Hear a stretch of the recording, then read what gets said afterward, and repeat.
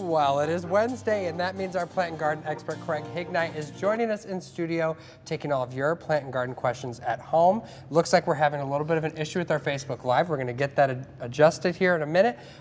Luckily, I have lots of questions, and you came with one, too. Yeah, let's let Craig take it. Patty, a viewer from down around Mount Pleasant, got in touch with me. She's trying to root pothos in water. Okay. And she's had it in water for about a month, and no roots yet. Don't give up hope. Although she's putting fertilizer in the water, and I would definitely suggest going with just clear water.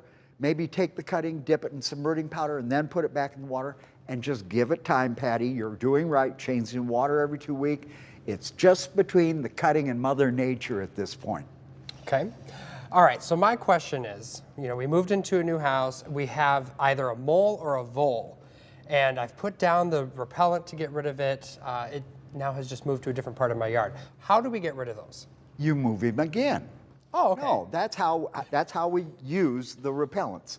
You start out where they're working, move them out of that area, then you go a little bit further, move them out of that area, and eventually you move them completely out of the yard. And once you finally get the yard cleared of the critter, about once every 4 to 6 weeks, you put a strip around the outside of the property. So if you have a big property, you're not going to go broke buying Molmax. You just have to keep it at the edge, but you've got to get them out first. You don't want to trap them in the yard. Trap them in the yard. I have a question for you. What is the difference between a mole and a vole? Okay, moles are tunnelers, Okay. and they're the ones that make those humps in the grass. Oh, that's what I have. Yeah. Okay, so it's a mole. Yeah. Okay. Yeah. Look at And that. The vole, you normally know that they've been there when the snow melts in the spring, because they don't go to sleep during the winter. They work their way right at the surface of the soil. So you see all these little 1-inch tracks through the grass. When the snow melts, that's a vole. This time of the year, they don't make humps when they tunnel, but they can be quite deadly for tubers, bulbs, things like that. And that's when we break out the peanut butter and mouse traps. Oh, okay. Yeah, you have to literally trap those guys. Okay, well, our Facebook Live is now up. We're still waiting for some questions to come in, so I'm just going to keep asking questions. So I'm also noticing in a lot of the big box stores, they're selling off their their produce plants and stuff real cheap right now.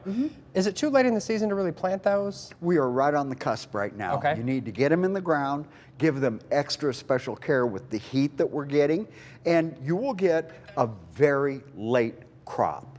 But, it's all in tending the plant properly. Okay. Gotcha. And we got a couple comments now. Yes, Lisa is asking, how do I take care of pansies in this heat? Okay, pansies, I would move them to the north side or the east side of the house. They are not thrilled with hot afternoon sun, and for sure, keep those spent flowers plucked off, because as soon as a pansy starts to set seed in the spent flowers, it tells the plant, hey, you've done what you're supposed to do. You can stop blooming. So keep those plants deadheaded, and of course, watch your water and fertilizer. We had somebody text into the station asking, how do I take care of lavender plants? Lavender.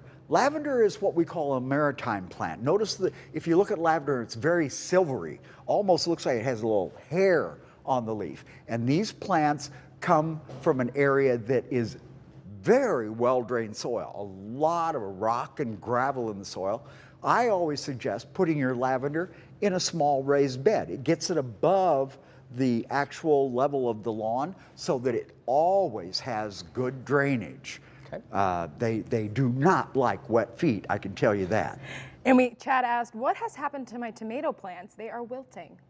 Well, I've had a lot of people bringing in pictures of heat-stressed tomatoes. Have to remember, tomatoes did not get a really good root system before the weather turned off beastly hot. Let's just hope that this is not verticillium or fusarium wilt. And the way to tell if your plants look good late in the evening or very early in the morning before the sun touches them, they're just flagging in the middle of the day because they cannot move enough water. If they stay wilted overnight, start saying your prayers.